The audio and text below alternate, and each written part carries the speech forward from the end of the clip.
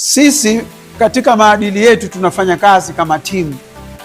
Timu ni kikundi cha watu ambacho kinakwenda kikiwa na malengo yanayofanana, au lengo lao wanakuwa wana defined goal, kwamba sisi lengo letu ni hili na ndilo tunalokwenda kulitafuta.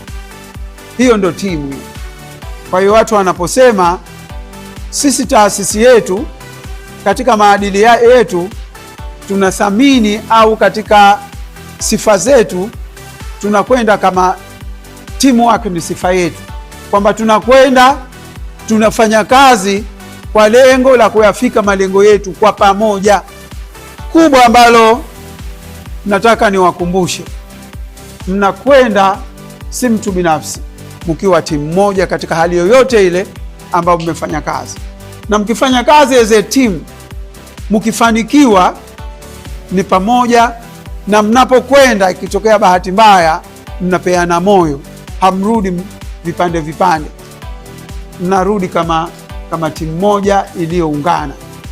Watu wajibidiishe mule uwanjani, sio masahara, lakini mmechaguliwa nyie vijana ambao wameomba SUMAIT mara hii ni zaidi ya 2+, ambao wamepata ni zaidi ya 800+.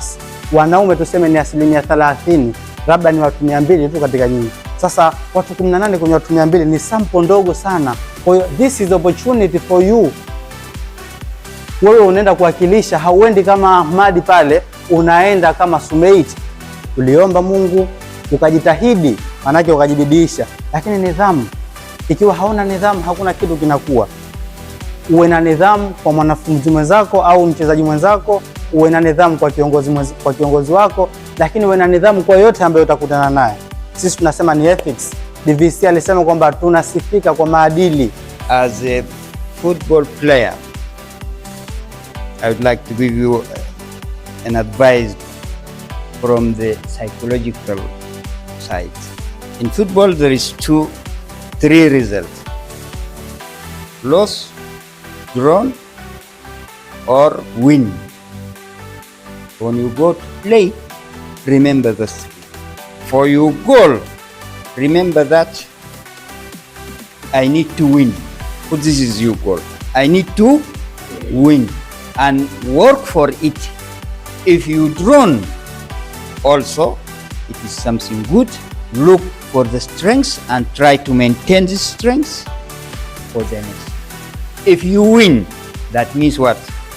You cannot say that I win in this match, then I will win the next match. Because football, it is respect who did well. Mukienda semifinal, mukiqualify, natoa 70. Wewe ngapi? Na yeye 70. Tumekwenda finali, tumeshinda, escort ya 10 na 100,000. Kana masara. Mefahamu hiyo? Mefahamu?